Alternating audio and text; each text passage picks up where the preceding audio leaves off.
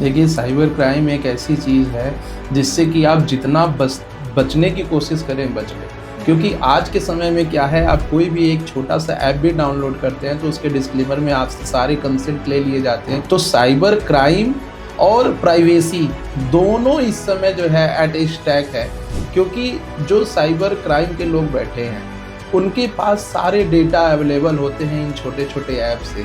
तो cyber crime सिर्फ़ पैसे का फ्रॉड होने तक नहीं सीमित है। साइबर क्राइम हमारी प्राइवेसी का भी फ्रॉड होने तक है, और हमारे फ़ोन में कैसे फ़ोटोज़ हैं, क्या है, सारा एक्सेस आजकल जो है।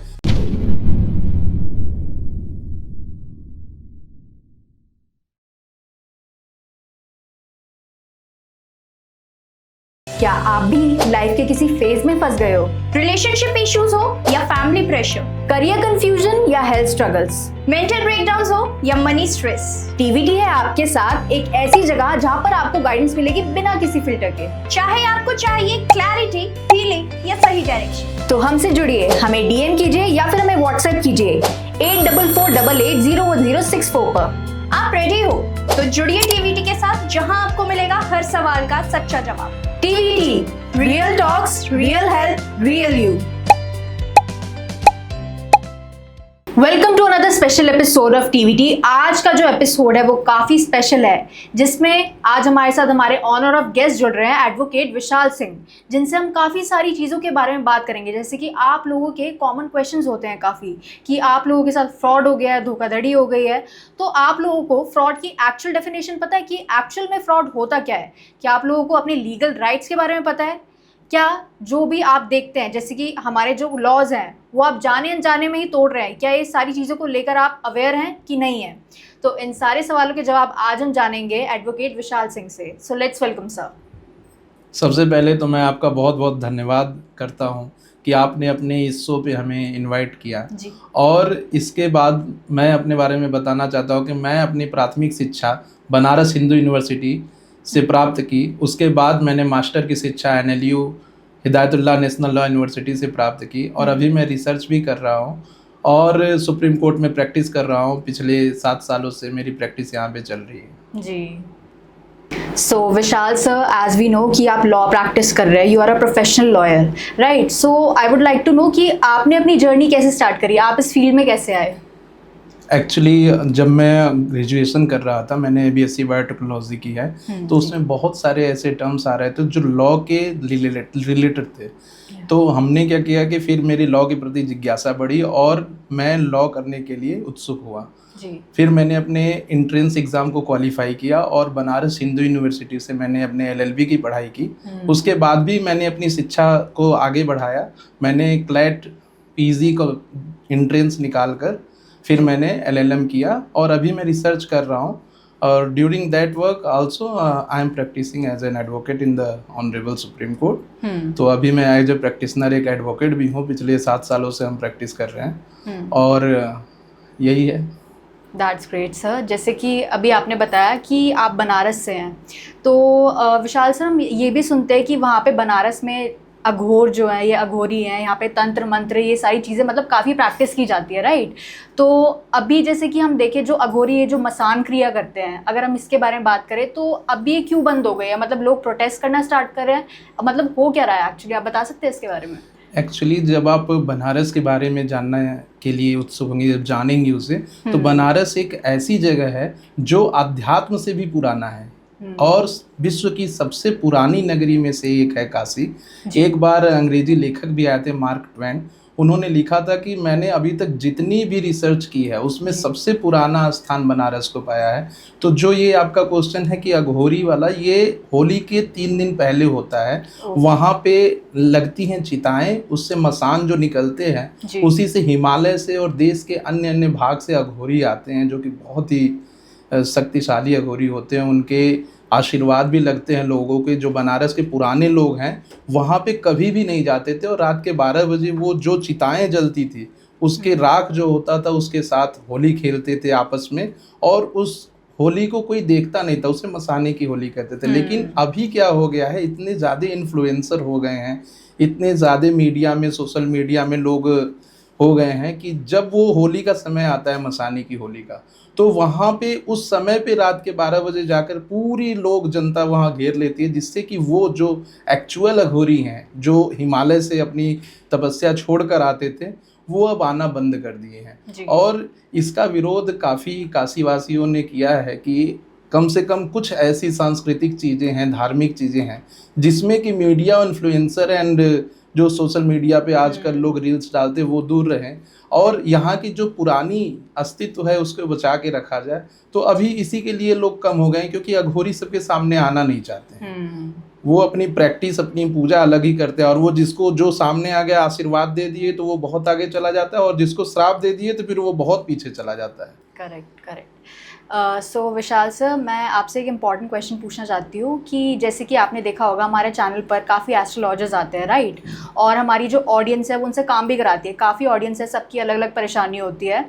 तो यूजुअली क्या होता है कि जब उनका काम काफ़ी डिले हो जाता है या फिर काम नहीं हो पाता है, तो वो ये बोलते हैं कि भाई इन्होंने हमारे पैसे ले लिए हैं बट हमारा काम नहीं हुआ है।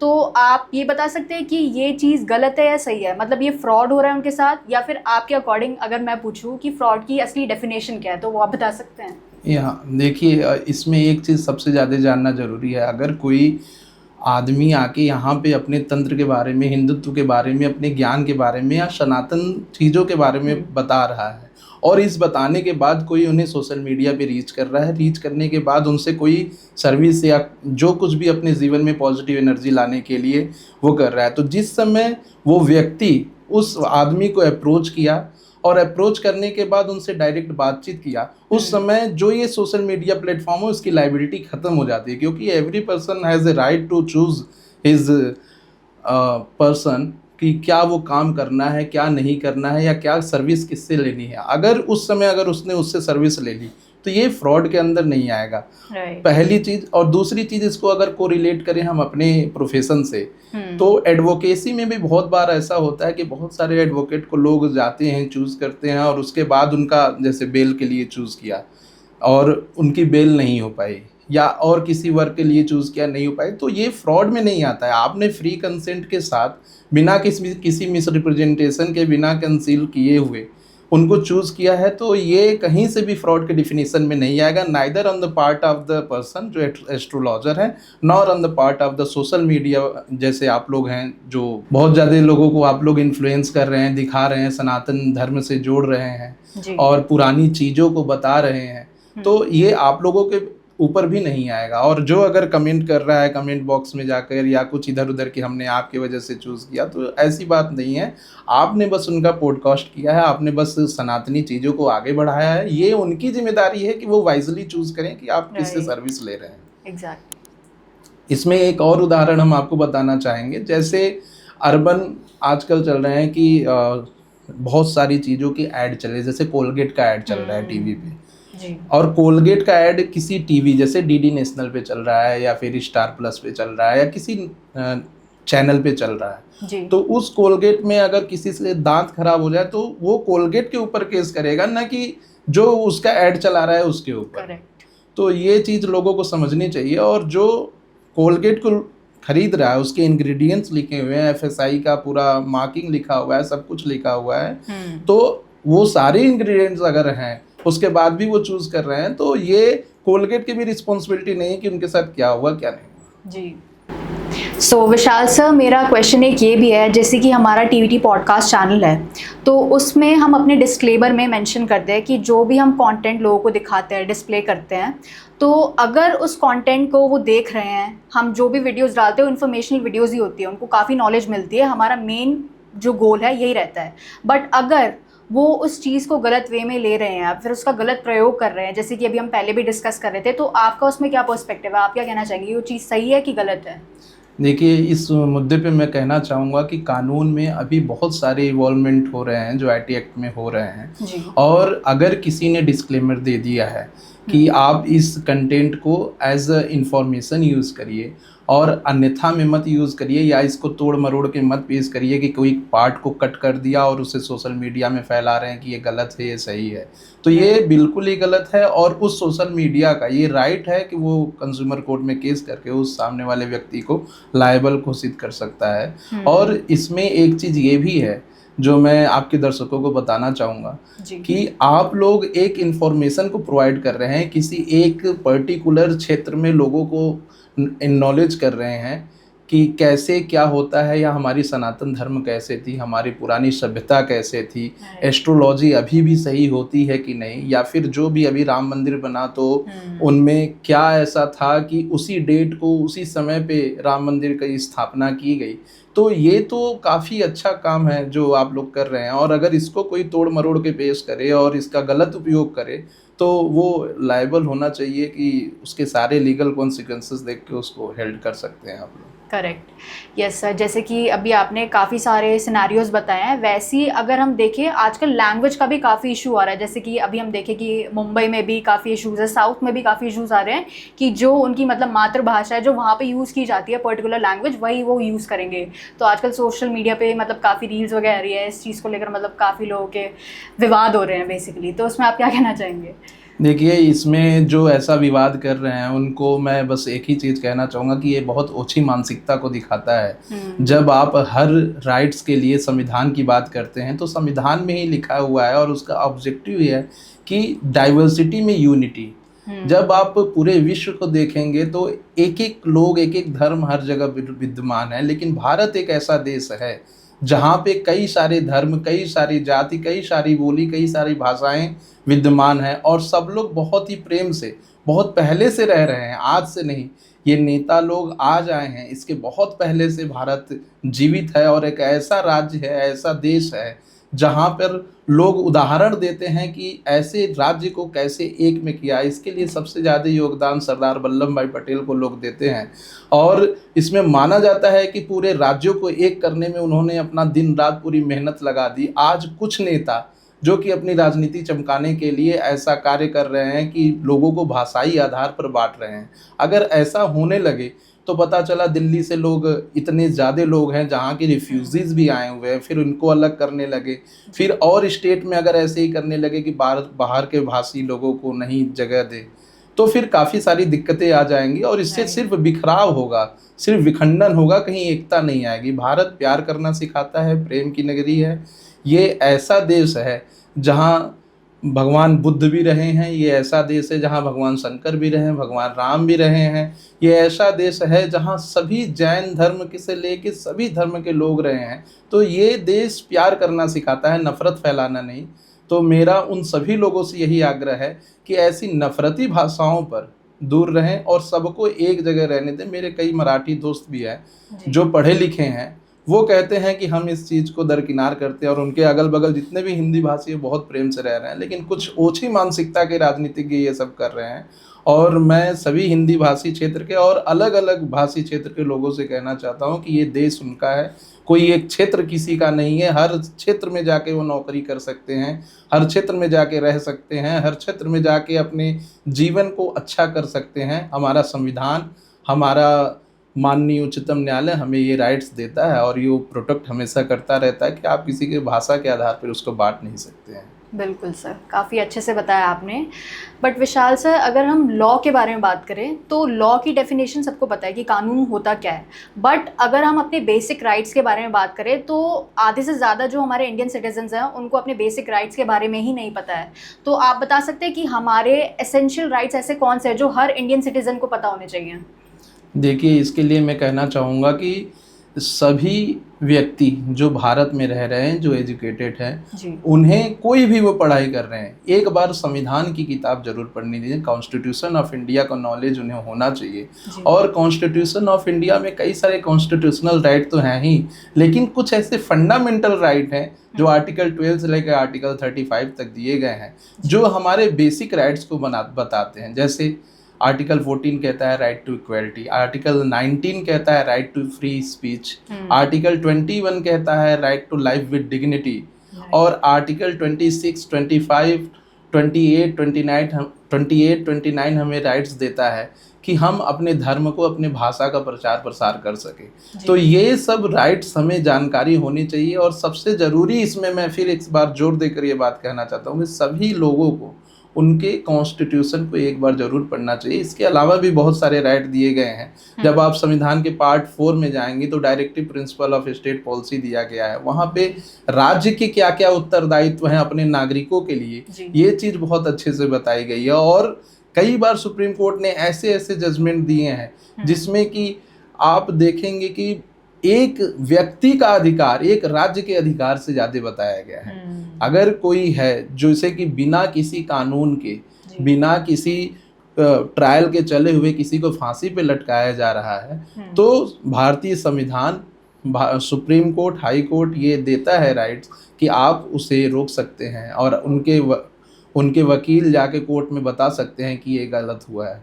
अभी आप रिसेंटली एक ऐसा ही वाकया देखेंगे तो साउथ में हुआ था, साउथ इंडिया में। उसमें ये हुआ था कि एक व्यक्ति को पुलिस ने उठाकर जो है मारते मारते उसकी मौत कर दी, जो कि कस्टोडियल डेथ की श्रेणी में आता है।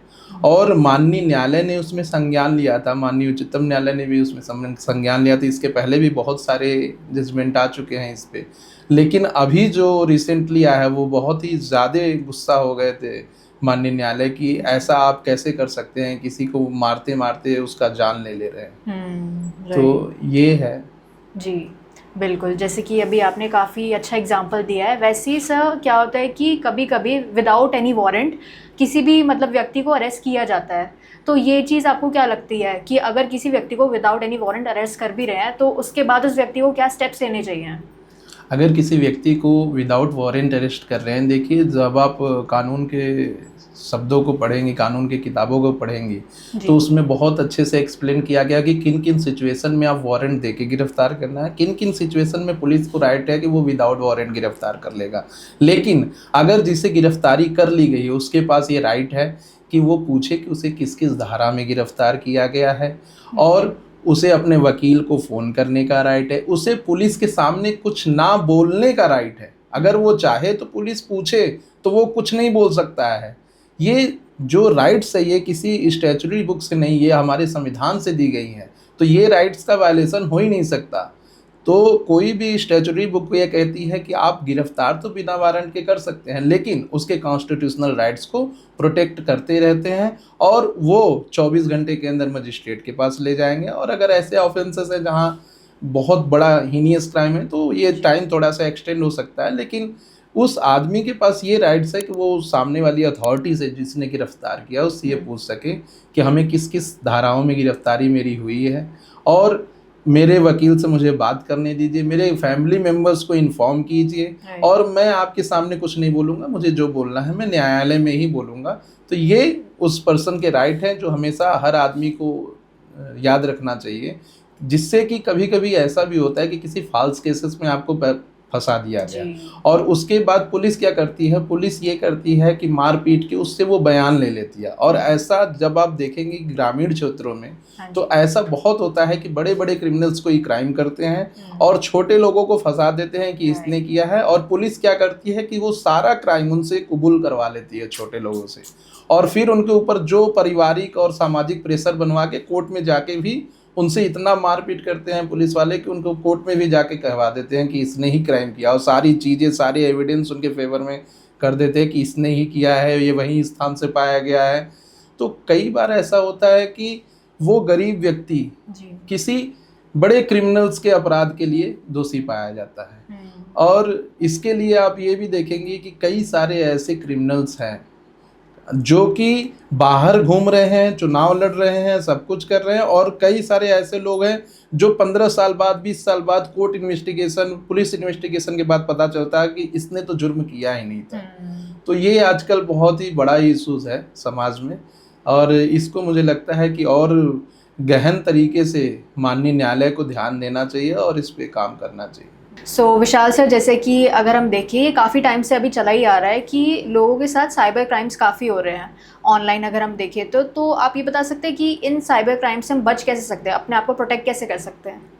देखिए, साइबर क्राइम एक ऐसी चीज़ है जिससे कि आप जितना बचने की कोशिश करें बच लें, क्योंकि आज के समय में क्या है, आप कोई भी एक छोटा सा ऐप भी डाउनलोड करते हैं तो उसके डिस्क्लेमर में आपसे सारे कंसेंट ले लिए जाते हैं कि हम आपको ये ऐप तभी डाउनलोड करने देंगे, तभी यूज़ करने देंगे जब हमारे सारे टर्म्स एंड कंडीशन को आप अप्लाई करेंगे। तो साइबर क्राइम और प्राइवेसी दोनों इस समय जो है एट स्टैक है, क्योंकि जो साइबर क्राइम के लोग बैठे हैं उनके पास सारे डेटा अवेलेबल होते हैं इन छोटे छोटे ऐप से। अब आप देखिए कि आप किसी जगह रजिस्ट्रेशन करिए, आपको दूसरे दिन फ्लैट के लिए फ़ोन आने लगेंगे कि ये फ्लैट परचेज कर लीजिए, तीसरे दिन कहेंगे कि आप 9 लाख का लोन पाने के लिए अवेलेबल है। आपकी कैसे वो बैंक का वो खाते की जानकारी रख ले रहे हैं कि आम आदमी जो कि एक अच्छी सैलरी पे नौकरी कर रहा है उसको लोन नहीं मिल रहा है, लेकिन किसी के बैंक में 10 लाख रुपए हैं तो उनके लिए फ़ोन आना शुरू हो जाता है कि आपको लोन मिलेगा, आपको कार लोन मिलेगा, होम लोन मिलेगा। तो साइबर क्राइम सिर्फ पैसे का फ्रॉड होने तक नहीं सीमित है, साइबर क्राइम हमारी प्राइवेसी का भी फ्रॉड होने तक है। और हमारे फ़ोन में कैसे फ़ोटोज़ हैं, क्या है, सारा एक्सेस आजकल जो है साइबर क्राइम के लोगों को पता है। अभी कल ही का मैं एक न्यूज़ देख रहा था, उसमें एक 80 ईयर ओल्ड बुजुर्ग हैं जिन्हें कि किसी महिला ने फेसबुक पर प्यार के या फिर जैसे भी 4.5 से 7 करोड़ रुपए तक जो है उनके साथ चीट हुआ है, एक्सटॉर्ट हुआ है। तो ये सब चीज़ें हैं। आजकल बहुत ज़्यादा लोग सोशल मीडिया और अन्य प्लेटफॉर्म को यूज कर रहे हैं, जिससे कि ये रीज़न है। अगर लोगों को इसमें बचना है तो उन्हें करना चाहिए जितना कम हो सके उतना मोबाइल फ़ोन का यूज़ करें, जितना कम हो सके उतने कम ऐप्स को यूज करें, और इससे ये भी होगा कि वो भविष्य के खतरे के लिए भी बच सकते हैं। सो साइबर क्राइम एंड प्राइवेसी दोनों ही चीज़ ऐसी हैं जो साथ साथ चलती हैं। आप किसी एक पेमेंट का फ्रॉड आपके साथ अगर हो रहा है तो सिर्फ उसे ही फ्रॉड मत मानिए, साइबर क्राइम में मत मानिए। अगर आपके प्राइवेसी का कोई हनन कर रहा है तो वो उस पेमेंट के फ्रॉड से कहीं ज़्यादा बड़ा है। अब कैसे बड़ा है? जैसे किसी ने आपके फ़ोन का एक्सेस ले लिया साइबर क्राइम के माध्यम से, अब उसमें आपकी प्राइवेट फ़ोटोज़ भी हो सकती हैं, कोई कॉन्टैक्ट नंबर भी हो सकता है, या फिर कुछ ऐसी चीज़ें हो सकती हैं जो आप अपने अंदर ही रखना चाहते हैं, किसी को बताना नहीं चाहते हैं। अब वो फ़ोटो को यूज़ करके आपको मनी एक्सटॉर्ट कर रहा है, उस कॉन्टैक्ट डिटेल को यूज़ करके आपके जानने वाले को पैसे के लिए भेज रहा है या धमकी दे रहा है कि हमारे पास बंदी हैं, आप जल्दी से पैसा भेजो। अभी एक मामले में हुआ था, एक छोटे बच्चे को किसी ने, उनके माता पिता सिविल सर्वेंट थे, उनको फ़ोन करके कर दिया कि आपके बच्चे तो हमारे यहाँ बंदी हैं, आप जल्दी से पैसा भेजिए नहीं तो हम आपके बच्चे को ले जाएंगे। तो साइबर क्राइम जो है वो सिर्फ मनी के फ्रॉड तक नहीं सीमित है, वो प्राइवेसी का भी हनन करता है। और प्राइवेसी जो है फंडामेंटल राइट है आर्टिकल 21 के अंतर्गत कॉन्स्टिट्यूशन ऑफ इंडिया के। तो इसको यहाँ से थोड़ा सा ब्रॉड रूप में देखना चाहिए और लोगों को सतर्क रहना चाहिए कि किस ऐप को यूज़ कर रहे हैं और किसे वो परमिशन दे रहे हैं कि उनके फ़ोटोज़ को, उनके कॉन्टैक्ट डिटेल को, उनके लोकेशन को, वो कई बार लोकेशन से भी लोग फ्रॉड कर दे रहे हैं। तो ये बहुत ही वाइड एरिया है। अभी आने वाले समय में इस पे और बहुत ही मजबूत कानून बनेगा, क्योंकि जो हमारा कानून है आईटी एक्ट का वो अभी के समय के हिसाब से पुराना हो चुका है।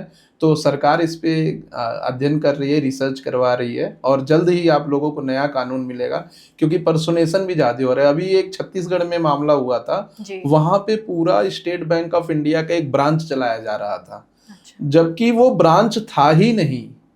वहाँ लोग पैसा जमा भी कर रहे हैं और पैसा लेके भी जा रहे हैं, और स्टेट बैंक ऑफ इंडिया को भी नहीं पता था कि हमारा एक ब्रांच यहाँ चल रहा है, और वहाँ लोग पूरा चलाया था। एक गुजरात में केस हुआ था, वहाँ एक आदमी पूरा कोर्ट चला रहा था, लोग उसके यहाँ जाते थे, केस करते थे और न्याय पाते थे, उसका रिपोर्ट ले जाके आगे लगाते थे। तो साइबर क्राइम का अब एक्सटेंट है। एक माननीय सुप्रीम कोर्ट में भी एक ऐसा मामला हो गया जहां एक व्यक्ति अपने आप को इम्पर्सोनेट कर रहा था कि वो चीफ जस्टिस ऑफ इंडिया है, और किसी से 7-7.5 करोड़ रुपए ले लिए थे इसी बात के।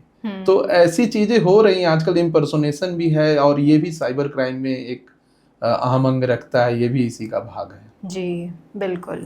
जैसे कि विशाल सर, अगर हम फ्रीडम ऑफ स्पीच के बारे में बात करें तो हम देखते हैं कि ऑनलाइन, जैसे कि हम आजकल सुन रहे हैं कि ये जो फेमस पर्सनालिटीज़ हैं, जैसे कि अभी एक रिसेंटली ये सिचुएशन आई थी कि ये जो फेमस यूट्यूबर है रणवीर अलाहाबादिया या फिर समय रैना, तो इन्होंने कोई मतलब डेरोगेटरी वर्ड या फिर स्पीच यूज़ करी थी अपने प्लेटफॉर्म पर, तो इस वजह से मतलब उन पर काफ़ी लीगल जो है केसेस वगैरह चले थे। तो आप इसमें क्या कहना चाहेंगे?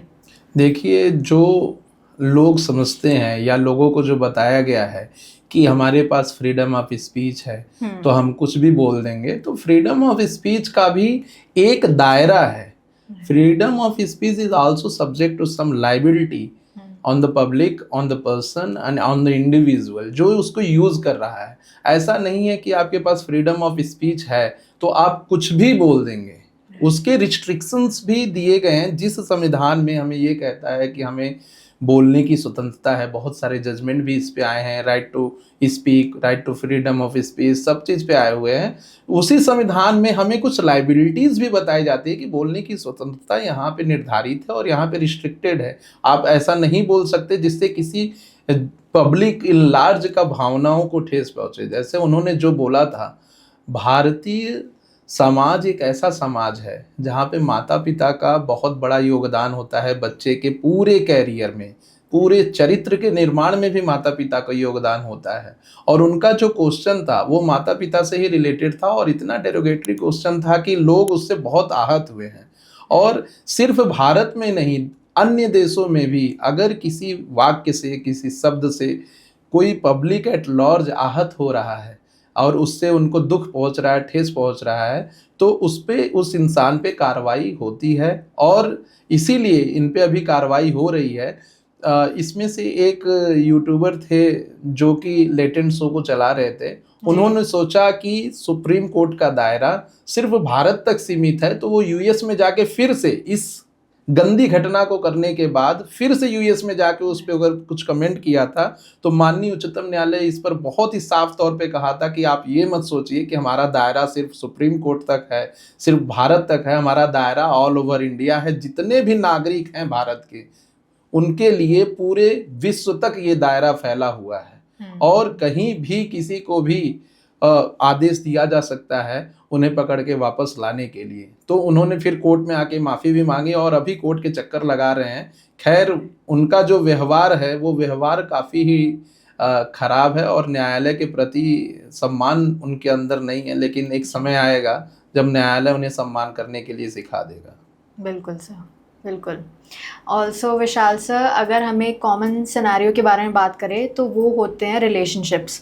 अगर हम लिव इन रिलेशनशिप्स के बारे में बात करें या फिर मैरिज के बारे में बात करें, तो आप इन दोनों में डिफरेंस समझा सकते हैं लीगल पर्सपेक्टिव से कि क्या सही है क्या गलत है?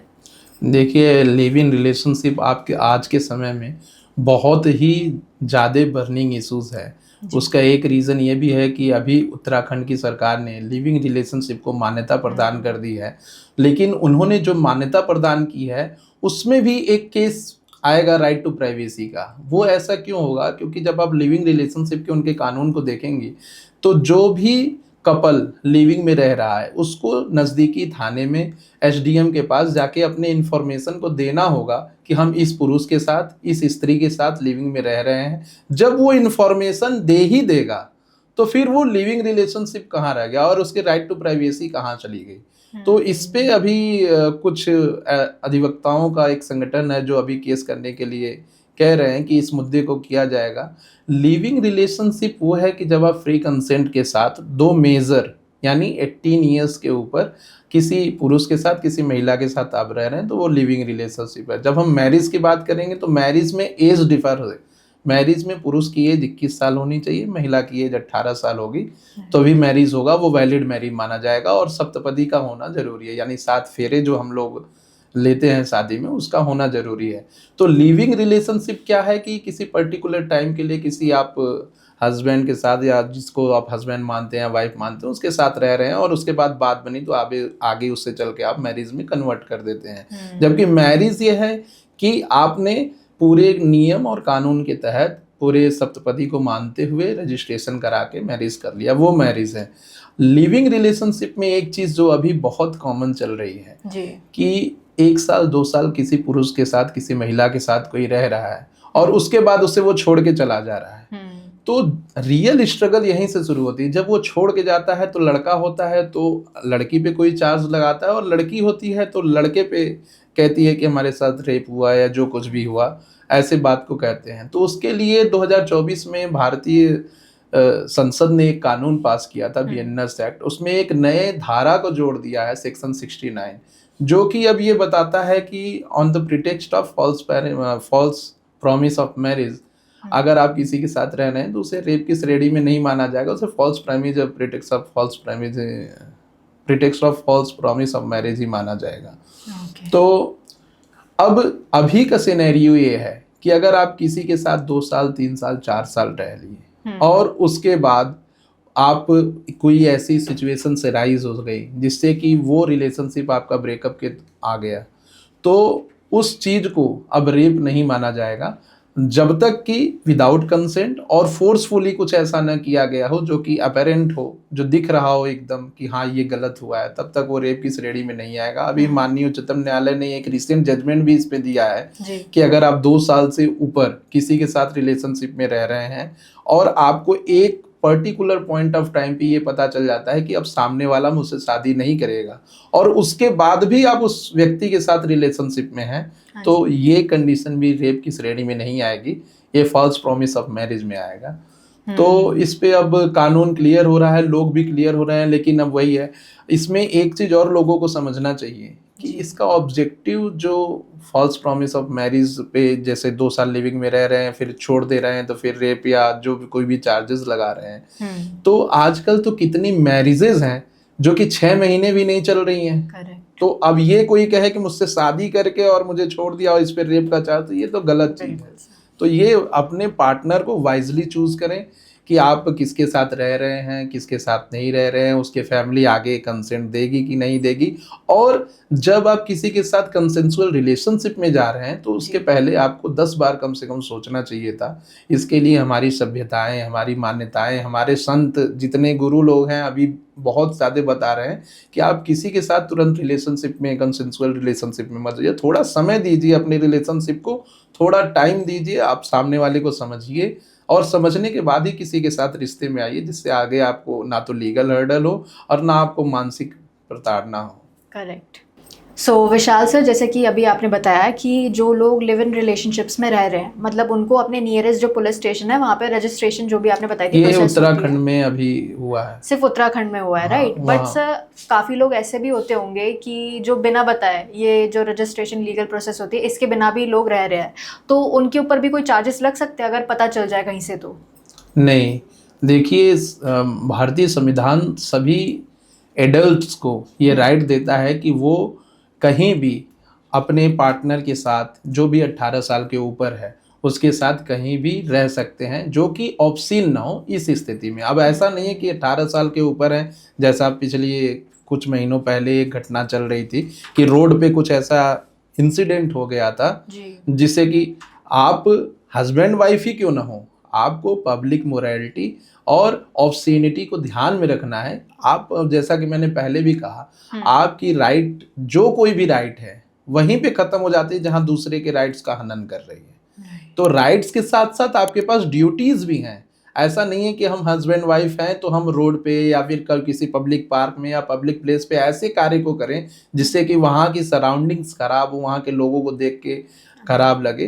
तो इस चीज़ को देखना चाहिए और ऐसे लिविंग में रहने के लिए कहीं भी कोई भी बाउंड्रीज नहीं है। बस आप जिस जगह पे रह रहे हैं वहाँ का मकान मालिक आपको अलाउ करे, या आप अपने मकान में रहें तो कोई दिक्कत नहीं है।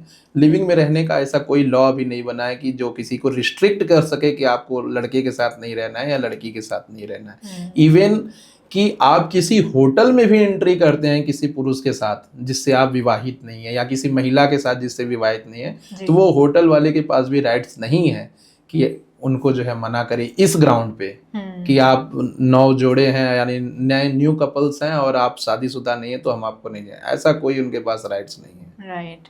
एंड ऑल्सो विशाल सर, ये एक और one of the common issues है जो कि हम बात करते हैं अगर फैमिली डिस्प्यूट्स की, तो आजकल प्रॉपर्टीज़ को भी लेकर काफ़ी मतलब घर में ही लड़ाई झगड़े हो रहे होते हैं, ताई ताऊ चाचा चाची जो भी है इनके बीच में। तो उस चीज़ में मतलब वो लोग कैसे डील कर सकते हैं, या बता सकते हैं कि ये जो लड़ाई झगड़े हैं ये ना हो? देखिए, ये आपने बहुत अच्छा क्वेश्चन किया है। और सन 2005 के बाद सुप्रीम कोर्ट ने यह क्लियर कर दिया था कि जिस हिसाब से एंसेस्ट्रल प्रॉपर्टीज़ में पुरुष के हक हैं, महिलाओं के भी उतने ही हक पूरे एंसेस्ट्रल प्रॉपर्टी में हैं। तो पहले क्या होता था, प्रायर टू 2005 सिर्फ पुरुष के हक होते थे। अगर किसी के दादा के पास 10 बीघे जमीन है जी। तो वो उसके पिता को आती थी और फिर वो उसके बेटे को आता था वो प्रॉपर्टी। अब क्या है, अब किसी के दादा के पास अगर 10 बीघे जमीन है और इन्हें एक बेटा है तो वो एक बेटे के पास जाएगा, और उस बेटे के एक बेटा और एक बेटी है तो बेटे और बेटी को इक्वल शेयर जाएंगे। अब 2005 के बाद ये सिनेरियो हो गया है। तो ये तो हो गया कि एंसेस्ट्रल प्रॉपर्टी में कैसे डिवाइडेंड्स होंगे। उसके बाद क्या होता है कि जब आप फैमिली डिस्प्यूट को देखेंगे प्रॉपर्टी के लिए, तो कई सारे लोग जो पहले के लोग बहुत वाइज हुआ करते थे, तो वो अपने बच्चों में सारे शेयर्स को बांट के ही जाते थे जी। और इसके बाद क्या हुआ कि विल बना देते थे, गिफ्ट बना देते थे कि इनको इतनी प्रॉपर्टी और यहाँ की प्रॉपर्टी मिलेगी।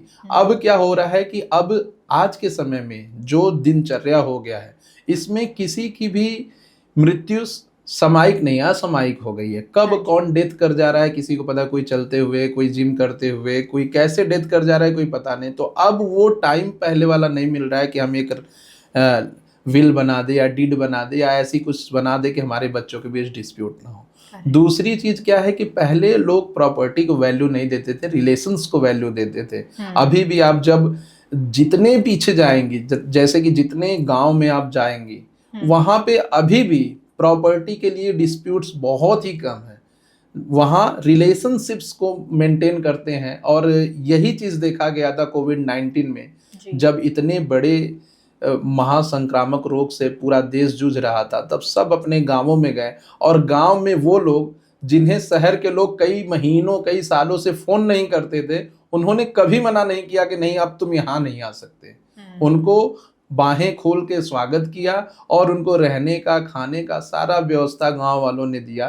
तो अभी भी वो, आप जितने भी पीछे चले जाइए, जैसे शहर से जितने दूर चले जाइए, वहां पे वो म्यूचुअल अंडरस्टैंडिंग, रिस्पेक्ट प्रॉपर्टी के लिए हो या भाईचारे के लिए, वो अभी भी बरकरार है। और रह गई बात कि कैसे इस डिस्प्यूट को खत्म करें या कैसे करें, तो जहां भी देखिए दिमाग मिलेंगे, यानी कंसेंट जहां पे दो लोगों का मिलेगा वहां डिस्प्यूट नहीं होगा। और जहां थोड़े से भी इतर हुए तो कानून में इतने प्रावधान हैं कि उसमें डिस्प्यूट होना तय है। वो कहीं ना कहीं से किसी एडवोकेट के पास जाएगा और एडवोकेट के पास इतने सारे नॉलेज होते हैं और इतनी सारी किताबें की ज्ञान होती हैं कि वो बता देंगे कि यहाँ से आप करेंगे तो इनको परेशानी होगी।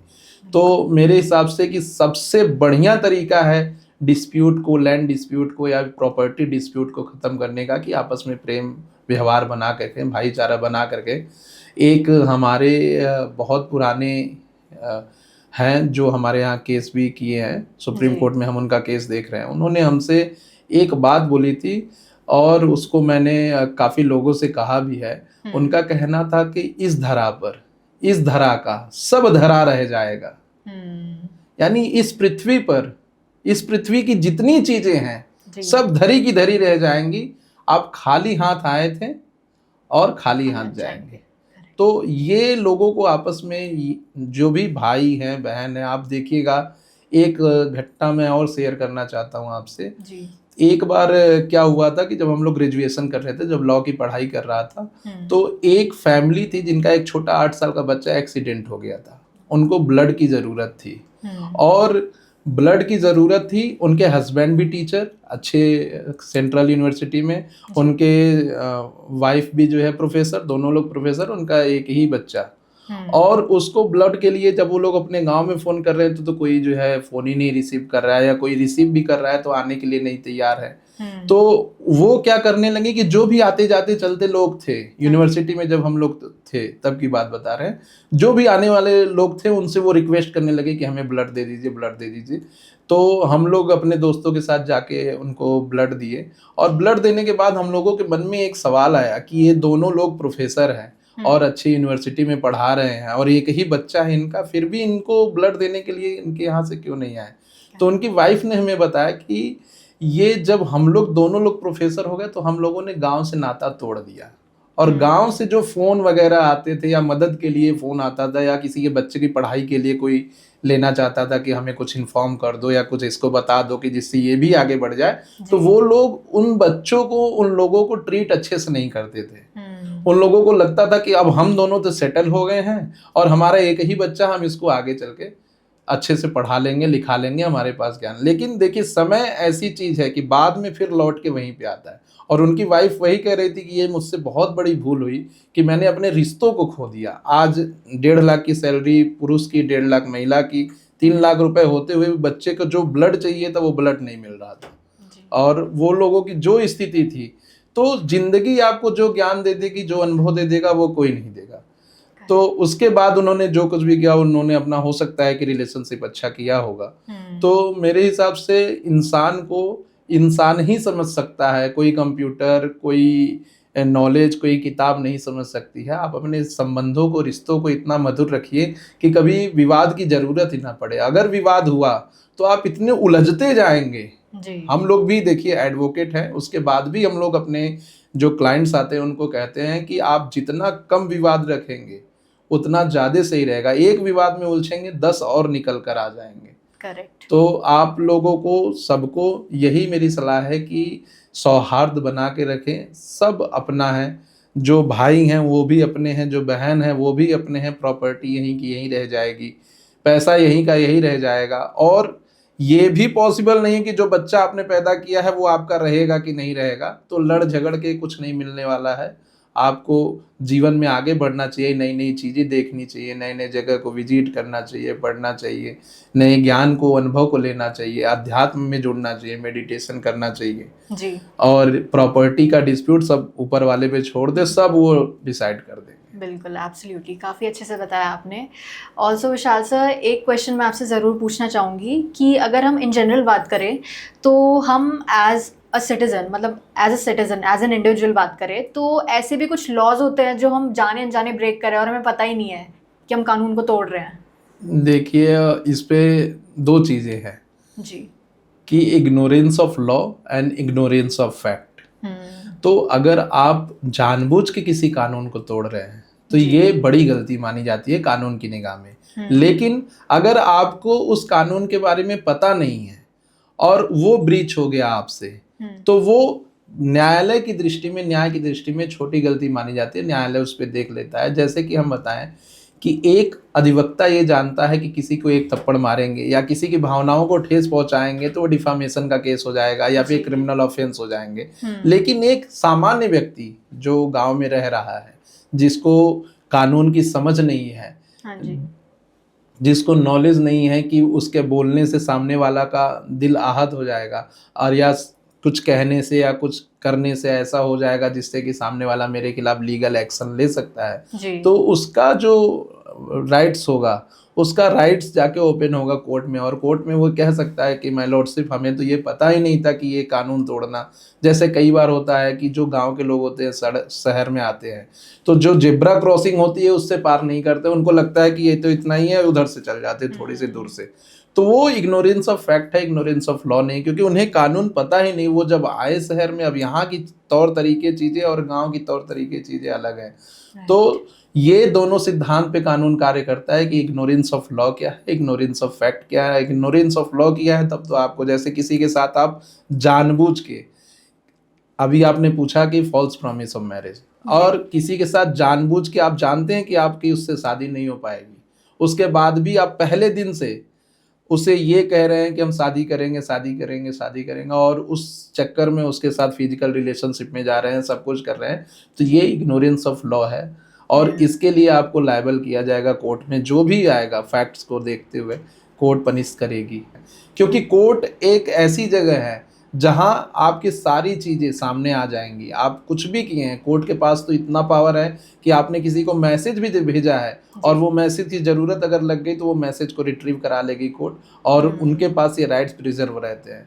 तो कोई अगर ये सोचे कि वो जानबूझ के अगर कोई गलती कर रहा है और उससे बच जाए, तो वो नहीं बच सकता। अभी रिसेंट में बहुत सारे ऐसे उदाहरण हैं, जैसे किसी लड़की ने एक अपने हस्बैंड को मार के उसको डिब्बे में सेल कर दिया था। अभी रिसेंट एक बॉम्बे में घटना हुई है कि किसी टाइल्स के नीचे मार के कर दिया था। फेमस इंदौर की घटना हुई जहां उसको हनीमून ट्रिप पे ले जाते हैं और फिर उसके बाद जबरदस्ती ऐसा सीन क्रिएट करते हैं कि उनके साथ छिनैती हुई है, या वहाँ के लोगों को गलत बता रहे हैं कि ऐसा हम लोग जा रहे थे और यहाँ पे हमारे साथ छीना झपटी हुई और यहाँ के लोकल लोगों ने ऐसा किया। बाद में वो सिनेरियो आया कि उनने अपने पहले एक्स लवर से मिलके उस व्यक्ति की हत्या, निर्मम हत्या कर दी। जी। आप किसी की हत्या करने के लिए अगर हिम्मत जुटा सकते हैं तो ये हिम्मत अपने माता पिता को बताने के लिए जुटा लीजिए कि हम इस व्यक्ति के साथ प्यार में हैं या इससे शादी करना चाहते हैं। जो अपने घर में इकलौता व्यक्ति है जिसकी आप हत्या कर दे रहे हैं, उसकी माँ पे क्या गुजरेगी? जिसने उसको पाल पोस के उस शादी के लिए राजी किया है कि चलो बेटा अब तुम शादी कर लो और ये लड़की अच्छी है, उस बच्चे को ही अगर आप मार दे रहे हैं, या जो पुरुष भी ऐसा कर रहे हैं जो दहेज हत्या के लिए जो है किसी महिला की, तो ये बहुत ही शर्मनाक है। और इसका किसी भी समाज में इस घटना का बढ़ाई नहीं होने वाला है, सिर्फ बुराई होगी। और लोग इसके लिए बहुत ही ज़्यादा अग्रेसिव हैं कि कब वो लोग, जैसे कि वो लोग कुछ दिन पहले किसी न्यायालय में अभी प्रस्तुत भी हुए थे, वहाँ के अधिवक्तागणों ने पीटा भी है जी। कि कैसे ऐसा घटना कोई कर सकता है। आप इतनी हिम्मत अगर जुटा सकते हैं कि किसी का गला रेत सकते हैं, किसी को चॉप कर सकते हैं छोटे छोटे टुकड़ों में, तो उससे कम ही हिम्मत जुटानी पड़ेगी अपने माता पिता से कह दीजिए, या नहीं भी कह पा रहे हैं माता पिता से, तो आजकल संविधान में इतने सारे राइट्स प्रोटेक्ट है। आप जाइए मैरिज रजिस्ट्रेशन उस व्यक्ति के साथ कराइए, किसी हाई कोर्ट के सामने प्रेजेंट हो जाइए कि हम इस व्यक्ति से प्यार करते हैं, हमारे माता पिता नहीं एक्सेप्ट कर रहे हैं, हमें प्रोटेक्शन दीजिए। फिर देखिए कैसे वो पेरेंट्स नहीं एक्सेप्ट करेंगे, खुद एक्सेप्ट कर लेंगे। आप थोड़ा सा रिसर्च करिए, कानून को जानिए, आपकी ज़िंदगी अच्छी हो जाएगी, बेहतर हो जाएगी। आप किसी को मारेंगे, आज नहीं कल पता चल जाएगा, आप जेल के पीछे होंगे। लेकिन अगर आप सेकेंड सिनेरियो में देखिए, थोड़ा सा हिम्मत जुटा के उससे रजिस्ट्रेशन ऑफ मैरिज के अंतर्गत जाके रजिस्ट्री कर लीजिए मैरिज का, और उसके बाद हाई कोर्ट में एक एप्लीकेशन लगा दीजिए कि हम दोनों एक दूसरे से प्यार करते हैं, ड्यू टू अदर कास्ट हमारी फैमिली वाले नहीं सपोर्ट कर रहे हैं और हमें खतरा है कि ये जान से मार देंगे, तो हमें प्रोटेक्शन दीजिए। ऑनरेबल हाई कोर्ट कितने लोगों को प्रोटेक्शन दिया है इस मामले में जी। तो थोड़ा सा अपने नॉलेज को बढ़ा के लोगों को ये करना चाहिए कि अपने राइट्स को जाने और जाके इस तरीके को, जो राइट तरीका है, राइट वे है, उसको उपयोग करें, ना कि जो ऐसा तरीका है जिससे कि किसी का परिवार उजड़ जा रहा है, जिससे कि किसी का बेटा चला गया, जिससे कि किसी की बेटी चली गई, ऐसा काम ना करें। बिल्कुल sir. And Vishal sir, lastly मैं आपसे पूछना चाहूँगी कि एज एन एडवोकेट आपने मतलब काफ़ी डिफरेंट केसेस से डील किया है, राइट? तो मैं ये पूछना चाहूँगी कि आपके पास सबसे कॉमन जो केस है वो कौन सा आता है? देखिए अभी के समय में जो, देखिए हर जगह का केसेस अलग अलग होता है। जैसे केस आएगा उत्तर प्रदेश से तो लैंड डिस्प्यूट ज़्यादा आता है। केस आएगा हरियाणा से तो वहाँ मर्डर के केसेस जाते आते हैं। दिल्ली से जो हमारे पास केसेस आते हैं उसमें कंसेंसुअल रिलेशनशिप या फॉल्स मैरिजेज के केसेस बहुत आते हैं और डाइवोर्स के केसेस बहुत आते हैं। यहाँ दिल्ली में जो भी हो, मैं कोई पर्सनल कमेंट नहीं करना चाहता किसी भी क्षेत्र के लोगों पे, लेकिन दिल्ली में डाइवोर्स के केसेस मुझे लगता है कि पूरे भारत से ज़्यादा हैं। यहाँ शादियाँ 2 महीने 4 महीने भी नहीं चल रही हैं और डाइवोर्स के लिए लोग केस फाइल कर दे रहे हैं, चाहे पुरुष फाइल कर दे रहा है चाहे महिला फाइल कर दे रहे हैं। और डाइवोर्स के साथ साथ जब आप डाइवोर्स के केसेस में देखेंगे तो उसके साथ एक के साथ 5 केसेस फाइल होते हैं। उसकी एलिमनी के लिए केस फाइल होता है, उसके मेंटेनेंस के लिए, फिर चाइल्ड अगर है तो चाइल्ड की कस्टडी के लिए, फिर उसके बाद उनके एडवोकेट सजेस्ट करेंगे कि ये तो लड़का उत्तर प्रदेश का है, तुम दिल्ली की हो, तो सुप्रीम कोर्ट में ट्रांसफर पिटीशन लगा दो कि केस एक जगह आ जाए। मतलब कि एक डाइवोर्स का केस 5-7 केस लेकर आता है और एक तरफ लड़का फाइल कर रहा है, एक तरफ लड़की, दूसरे न्यायालय में दोनों लोग लड़ रहे हैं। तो केसेस जैसे जैसे जगह है वहाँ अभी भी आप देखेंगे बिहार से, यूपी से, ऐसे जगह जो मतलब कि अभी भी काफ़ी ट्रेडिशनल है, वहाँ से डाइवोर्स के केसेस कम आ रहे हैं। वहाँ छोटे छोटे बातों पे डाइवोर्स नहीं होते हैं, वहाँ रिश्तों को संभाल के सजो के लोग चलते हैं। वहाँ बहुत होगा, जब बहुत अंत तक जाएगा तो 2-4 मर्डर के केस और ये लैंड डिस्प्यूट के केसेस आएंगे। लेकिन ये छोटे छोटे केसेस नहीं होते हैं कि थोड़ा सा गुस्सा हो गया, थोड़ा सा बात नहीं किया तो इस बात पे डाइवोर्स दे दें। और सभी को ये समझना चाहिए कि marriage is a sacrosanct uniform of the 2 people. इसमें लोगों को थोड़ा समय देना चाहिए अपने पार्टनर को समझने का, और समझने के बाद जो है यूनाइट हो, आप शादी करें। और शादी करने के बाद अगर कुछ चीज़ें गलत हो रही हैं तो मैं ये नहीं कह रहा हूँ कि ज़्यादा चीज़ें गलत बर्दाश्त करें, लेकिन जहाँ तक रिश्ता संभल सकता है इंसान को संभालना चाहिए, क्योंकि आप जब भी कोर्ट में आएंगी, एडवोकेट के पास आएंगी या फिर किसी कोर्ट कचहरी के चक्कर में पड़ेंगी, तो आपकी परेशानी कम नहीं होगी, आपकी परेशानी बढ़ेगी। और ये हो सकता है कि उससे कम परेशानी में आपका घर पे ही सारे डिस्प्यूट को रिजॉल्व हो। अपने फैमिली मेंबर्स को, अपने माता पिता को बताइए कि हमारे साथ ये गलत हुआ है या इनकी ये आदत मुझे अच्छी नहीं लगती, ये सुधार दीजिए। तो ऐसे होने पे बहुत सारे रिश्ते सुधर जाते हैं, जहाँ फैमिली गार्जियन जो है इन्वॉल्व होते हैं और दोनों को बैठा के समझा देते हैं, तो कई बात उनके एक्सपीरियंसेस काम आ जाते हैं कि मैं भी अपने बेटे के साथ ऐसा था, या मैं भी तुम्हारी मम्मी के साथ ऐसा था, लेकिन मैंने फिर सुधार कर लिया और अब देखो कितना अच्छा रिलेशनशिप चल रहा है। बिल्कुल। तो सबसे पहले मुझे लगता है कि अपने माता पिता और अपने गार्जियन के पास जाना चाहिए, उसके बाद ही डाइवोर्स के लिए सोचना चाहिए। देखिए, शादी कोई ईगो की लड़ाई नहीं है। शादी तोड़ना आसान है, जोड़ना कठिन है। अगर आप इसे ईगो की लड़ाई लेके चलेंगे तो दिक्कत होगी। बिल्कुल सर। अगर आपको लगता है कि आपको और ज़्यादा जानकारी चाहिए तो प्लीज़ हमसे कनेक्ट करें।